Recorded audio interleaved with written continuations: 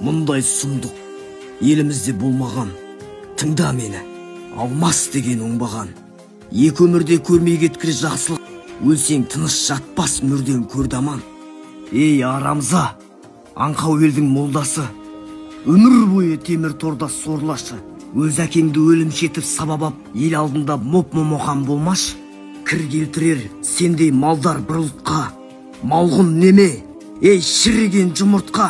Бұл өмірде ата-анаңа не істесең, өз алдыңа келетінін ұмытпа. Той басқарып, азан айтып келсең де, ақыл, ұят, иман деген нөл сенде. Ұлың өссін, жықсын сені таяққа, дәл осылай қорлықпенен өлсен де. Өмір сыйлап, тәлім берген өнеге, ата-анаңды қоймайсың ба төбеңе?